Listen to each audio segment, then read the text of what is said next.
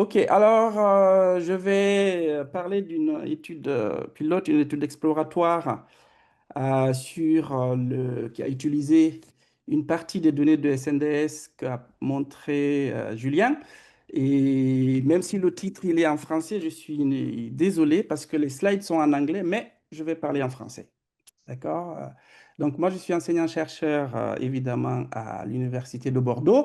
J'ai souvent une slide de publicité, mais ce dont je vais parler, concentrez-vous sur la partie en bas à droite, parce qu'on a d'autres personnes qui suivent ce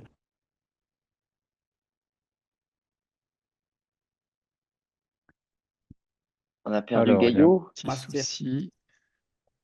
Oui? Ah, Gaillot, on t'avait perdu 2 secondes. Ah, c'est vrai? Vas-y, ouais, ouais, continue. Tu étais en train de nous dire en bas à droite. En bas à droite, Ouais. donc, je parlais un peu de l'ISPED et surtout, je parlais des formations en lien avec les sciences de données, hein, santé numérique. Et je faisais un peu de promo, en fait. CITIS, Digital Public Health, notre DU et les biostats. C'est ce que vous avez en bas. De toute façon, j'imagine que ces slides vont être distribués après. Alors, la première partie de la présentation, c'est plus partager un peu plus d'infos sur l'espace européen des données de santé, puisque l'étude pilote que je vais vous présenter s'inscrit dans cette ambiance.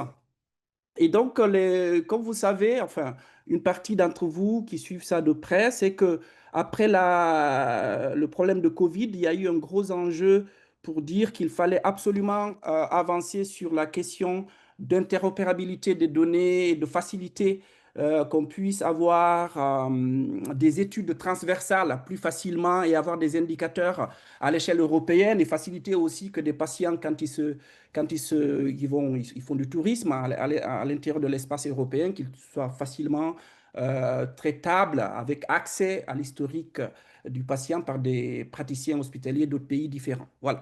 Donc, c'est dans cette perspective que la Commission européenne a mis en place cette initiative d'espace européen des données de santé. Mais en réalité, ce n'est pas que l'espace européen des données de santé, c'est tout simplement l'espace européen des données. Celui des données de santé n'est qu'un pan de la palette entière de l'espace européen. Il y en a aussi sur l'énergie, il y en a sur les rails, etc. Voilà, c'est toute une initiative globale, mais évidemment, ici, on va se concentrer spécifiquement sur le HDS, habituellement qu'on dit.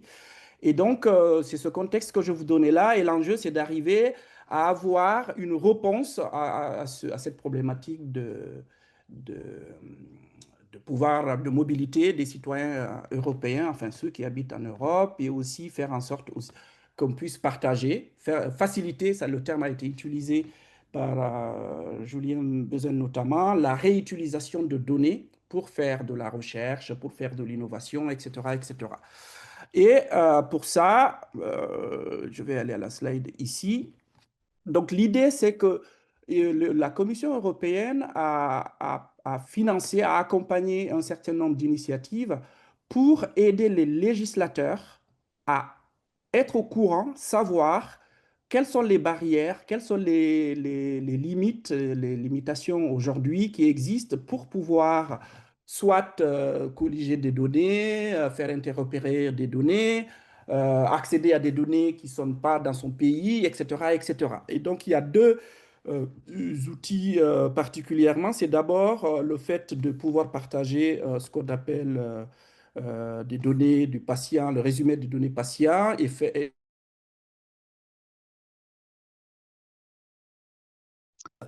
Alors, rendu. Pardon? Tu as non, été c'est bon, il y encore avait juste coupé. une toute petite coupure, mais tu es revenu à temps. Allez, vas-y, tu peux Est-ce qu'on continuer. m'entend ou pas? Oui, ouais, on t'entend, vas-y. Ah, parce que j'ai entendu tout à l'heure, j'ai eu l'impression que Rock a dit un truc qu'on m'entendait.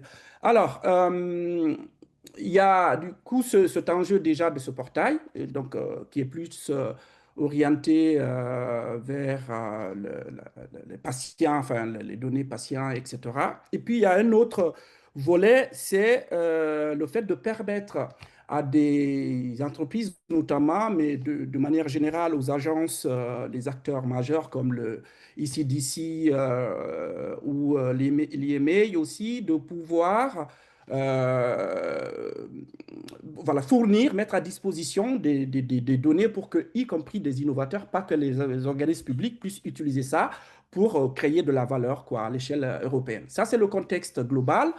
Et moi, je vais vous parler plus particulièrement d'un pilote, d'un des projets. C'est le second projet qui a été financé par la Commission européenne, qui était coordonné, ce pilote, par le Health Data Hub, donc le hub français à l'intérieur de l'ensemble des hubs européens pour travailler sur le second pilote pour l'espace européen de données de santé. Comme je vous ai dit, l'enjeu étant d'arriver à identifier, pour les chercheurs que nous sommes, les barrières, les limitations, etc., pour informer les législateurs et pouvoir ensuite voter des lois qui puissent permettre de faciliter cela. Et un des objectifs attendus, là, en l'occurrence, c'est de voir comment on pouvait mettre à disposition une sorte d'annuaire, un catalogue des données disponibles dans les différents pays, selon les types d'études qui devaient être menées, etc. Donc, c'est un projet européen et dans lequel, pour faire tout ça, au-delà de tous les aspects techniques, architecturaux, etc., qu'il y avait à faire, il y a eu 5 cas d'utilisation qui sont très différents, qui avaient été sélectionnés sur une douzaine, je crois, soumis. Et dans ces 5, nous, on avait eu la chance d'être sélectionnés parmi ceux-là. Donc, je vous liste ici les 5 use cases. Généralement, ce sont des use cases qui sont coordonnés par des agences à l'échelle européenne. C'est le ECDC, Elixir, EMEI pour tout ce qui est autour du médicament sur la COVID-19.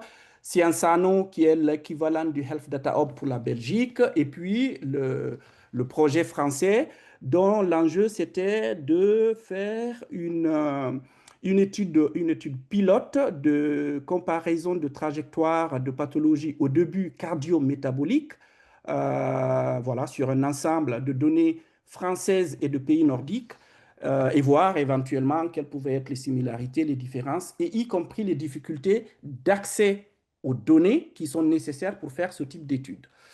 Et donc, l'enjeu étant d'une part d'arriver d'abord pour les pays qui devaient être concernés par cette étude de s'entendre, de définir, de s'accorder sur des définitions sur les différentes pathologies qu'on devait étudier.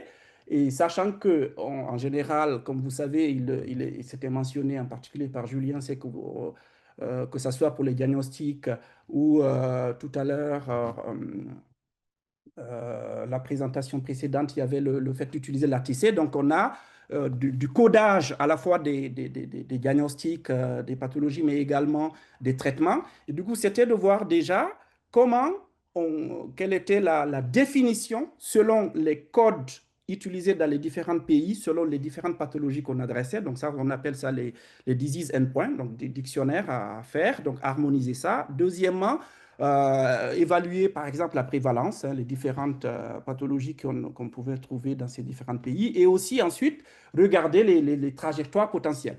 Mais il s'est avéré que l'enjeu de s'occuper de pathologie cardio-métabolique, c'est un projet de 2 ans, c'était quand même assez chaud, sachant qu'on a eu beaucoup de difficultés pour accéder aux données. J'en parlerai assez rapidement dans les slides suivantes. Et du coup, on s'est réduit à travailler sur le cardiovasculaire. Donc, on a réduit le scope qu'on avait. Donc, ça, ce sont les partenaires impliqués dans ce projet. Vous aviez, en gros, finalement, on était réduit à faire une étude à peu près comparative entre des trajectoires ou des prédictions sur des données initialement de 66 millions d'individus français versus des données à plus petite échelle, les pays nordiques et en particulier Norvège, Danemark et Finlande. Voilà, c'était de voir est-ce que potentiellement on pouvait apprendre des choses intéressantes sur une large cohorte versus voilà, des plus petites cohortes, sachant aussi qu'on est sur des données comme elle l'a présenté Julien, sur des données, pas des données cliniques telles qu'on les retrouverait dans les entrepôts de données ou dans les hôpitaux, mais plutôt là, en l'occurrence, les données qui sont des registres nationaux et qu'on pouvait avoir. Donc, ils ne sont pas aussi complets et surtout avec plein d'éléments qui manquent. Ça a été très bien présenté par Julien en particulier. Et donc, mais voir si on était capable d'arriver voilà, à sortir des choses plausibles. Donc, en France, c'était les données du SNDS avec l'idée initiale d'avoir accès aux 66 millions d'individus. Vous aviez le registre en Norvège, le Health Data Service au Danemark et de même en Finlande. Sachant qu'à l'arrivée, il n'a pas été possible d'avoir accès à l'entièreté des données qu'on demandait pour ce qui est de la France. Je l'explique un peu plus tard. C'est que d'abord, donc, le scope d'inclusion, c'était entre 2010 et 2021. Et en fait, on est même allé faire une mise à jour enfin, on a accès encore aux données jusqu'en 2023, 4 ans après la fin du projet. Et c'est des populations de plus de 18 ans et de moins de 85 ans. Voilà. Et tout ça donne, en théorie, c'était 5,5 millions en Finlande, 5,8 Danemark, 5,3 en Norvège. Initialement, il y avait, bon, je ne l'ai pas indiqué au début, il y avait Hongrie qui était censé être dans un des hubs qui devait participer à ce use case, mais ils ont eu tellement de difficultés à avoir justement les autorisations et les accès des données que finalement, ils n'ont pas pu participer. Et c'était les 66 millions en France. Malheureusement, compte tenu des difficultés, bon, puisque cette slide a été déjà présentée, je vais profiter de ce petit temps pour vous parler un petit peu des enjeux et des difficultés qu'il y avait eu. Et Julien l'a très bien expliqué. C'est que là, on était dans une étude, on était obligé de passer d'abord par le CESRES, pour valider l'utilité publique, etc., l'utilité santé publique du projet, et ensuite passer à la CNIL. Ça nous a pris à peu près 2 ans pour avoir accès aux données et surtout, sachant que la CNIL a été très aidante dans cette étude, très accompagnante sur le processus. On n'a pas eu accès à l'entièreté des données parce qu'on considérait, et le terme a été utilisé, il y avait un enjeu de souveraineté de stockage des données. Et nous, ce que je n'ai pas dit, c'est que ce n'était pas accéder directement aux données via la CNAM, donc le SNDS directement, mais c'était accéder via la plateforme du HDH qui était en construction et donc qui est sur une solution Microsoft Azure et donc qui était considéré risqué vous savez, il y a le Patriot Act qui peut intimer d'avoir accès par le gouvernement américain aux données qui sont stockées sur des environnements pareils. Et du coup, néanmoins, on a eu 12 millions, et donc qui étaient à peu près comparables aux 12 millions des pays nordiques. On s'est retrouvé donc dans une cohorte globale de 24 millions de patients, enfin d'individus, pas patients, avec les prédicteurs, les variables de prédiction, l'âge, le sexe. Et puis, comme on est sur des données de registre, pas nécessairement des données cliniques, certains types de variables, il faut en gros les inférer, quoi, à partir de la consommation médicamenteuse, par exemple. Une des choses, c'est qu'on n'a pas, par exemple, le statut tabagique. Il faut l'inférer par la consommation de médicaments liés à la cessation de tabac, etc. Donc voilà, ça fait partie évidemment des limites quand on utilise ce type de données. Ça, c'est un des premiers enjeux. Un autre enjeu, on est là sur 4 pays différents, même si on s'est retrouvé avec le même système de codage, à savoir la SIM10, ATC pour les médicaments, même si les procédures sont différentes. Vous savez qu'en France, on a la CCAM, mais les pays nordiques utilisent le NOMESCO, donc, qui est un autre code, qui est d'ailleurs adapté aussi par pays nordique. Tout le monde n'a pas exactement la même chose. Heureusement que là, dans cette étude, on n'a pas utilisé les procédures, quoi.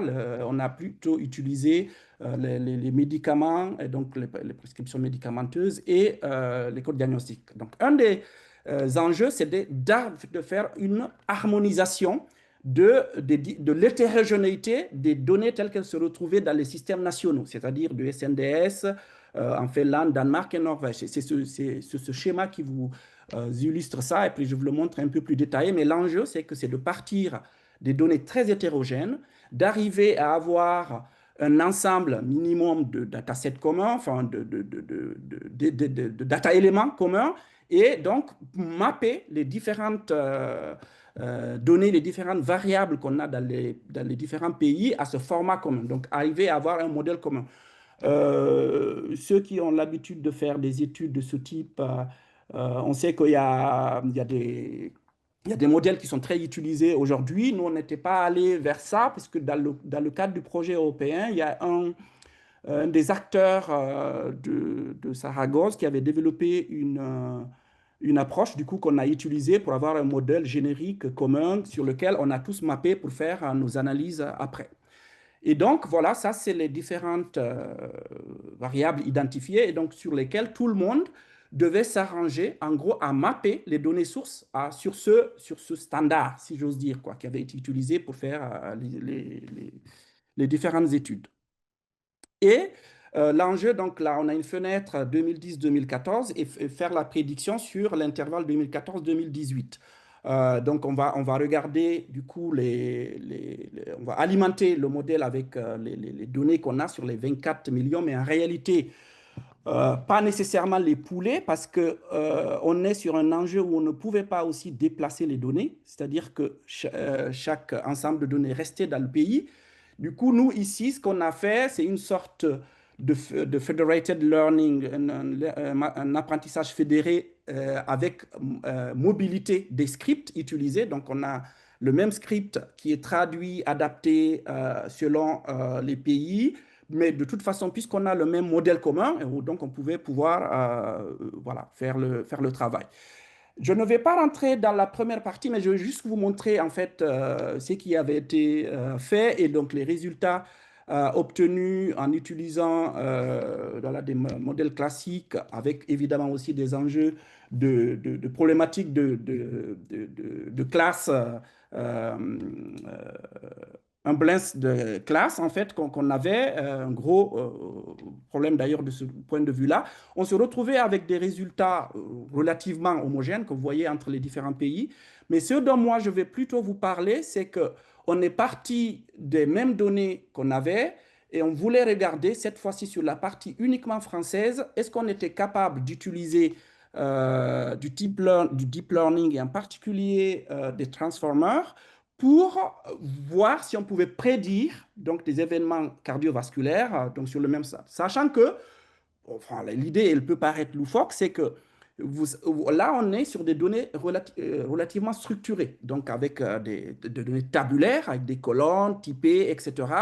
Et nous, on allait déstructurer ces données, les mettre dans un format textuel, puisque les transformers travaillent sur du format d'entrée textuelle, et voir si on allait se trouver des choses plausibles. Bon, alors, voilà, on a tenté et c'est ce que je vais essayer de vous montrer là. C'est ce que je vous répète là, c'est ce qui s'est passé, hein, ce que je vous avais dit déjà avant sur la caractéristique des données, sachant quand même que c'est des données massives. Hein. On est quand même sur des données énormes. Il fallait utiliser des outils spécifiques et c'est là aussi tout l'enjeu et toute l'importance d'utiliser la plateforme du HDH, puisque, comme vous savez, beaucoup d'entre vous sont utilisateurs du SNDS. SNDS a des outils classiques, pas pour le moment très orientés deep learning, avec des approches type utiliser du Python, du Spark, etc.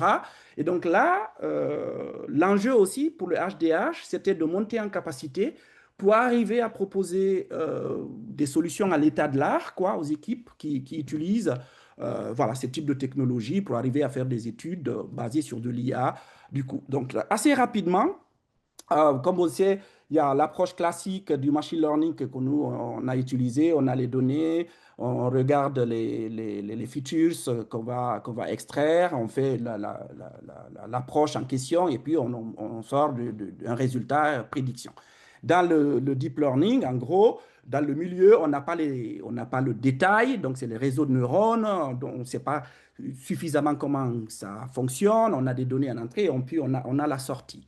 Et donc, nous, on va utiliser cet aspect, et en particulier, un modèle de transformer particulier qu'on appelle, qui est basé sur BERT, qui est quelque chose de particulier. C'est que l'enjeu étant, une des difficultés quand on travaille sur des approches classiques, et surtout quand on fait des représentations textuelles avec des approches classiques, souvent on perd toute la relation sémantique, de synonymie, de sens qu'on a en général dans le texte, en fait. Et là, justement, avec ces représentations, même s'il y a quelques modèles classiques qui arrivent à le rattraper, je pense notamment au latent semantic indexing qui arrive à récupérer, à regrouper entre guillemets des corrélations statistiques, bon, qu'on appelle sémantiques.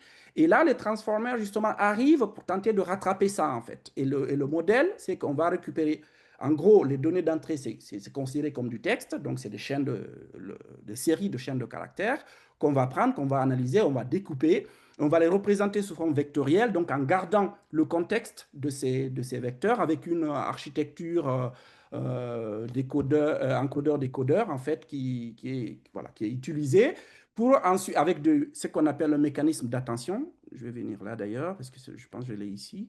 Non. Voilà, l'enjeu, c'était donc de partir en gros d'une représentation textuelle des données qu'on avait déjà structurées. Donc, un des enjeux, comment on va transformer les vecteurs de patients qui avaient en fait des séries de diagnostics devenus en fait qui sont sauvegardés par la prescription des achats en pharmacie. Il faut arriver à transformer ça en texte, donc en gros en des vecteurs de patients textuels, et puis voir est-ce qu'on arrivait à avoir des résultats à peu près corrects, si on arrivait à prédire des choses qui avaient du sens.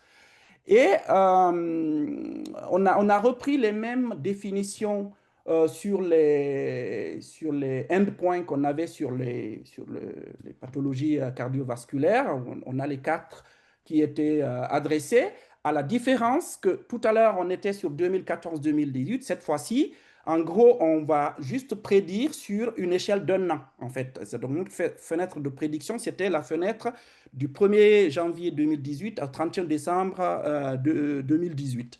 Sachant que de la même manière, il fallait reprendre les mêmes définitions en utilisant les codes diagnostiques et les ATC sur ces différentes pathologies en fait, qu'on avait. Hein. Donc ça, on a gardé le même format. Donc voilà, c'est ce que je vous présente ici. La fenêtre de prédiction, c'était celle qu'on a là en vert. On a les données et puis l'idée, c'est d'arriver à voir si on était capable de prédire les événements cardiovasculaires. Donc avec un découpage des données, sachant qu'on avait des données entre la classe positive et négative très hétérogène, en fait, une très faible proportion de cas positifs versus un gros. Donc, il fallait trouver quelques stratégies pour corriger en fait, le mot en français, je n'arrive pas à le trouver, mais bon, je pense que vous avez compris ce dont je veux vous parler.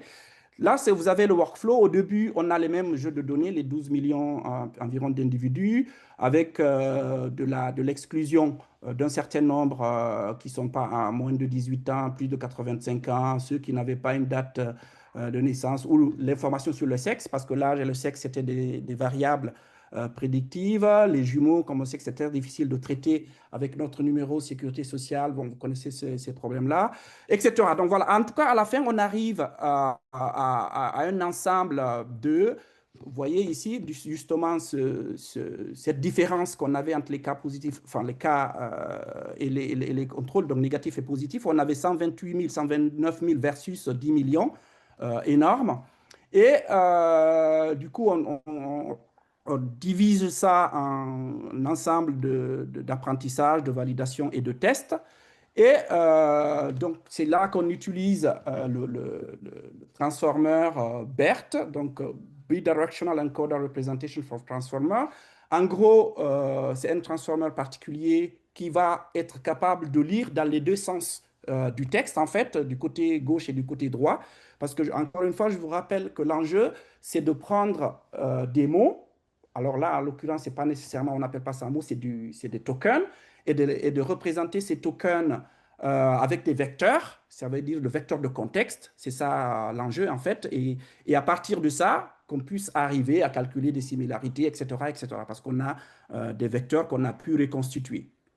Donc, vous avez là, on a utilisé, l'idée initiale, c'était non seulement d'utiliser BERT, BioBERT et Clinical BERT. Ce sont des BERT et des variantes de BERT qui ont été entraînés sur des corpus ou spécialisés sur des corpus différents. L'un, c'était sur un corpus large, général, donc Wikipédia, une encyclopédie et un gros dico anglais, le book corpus.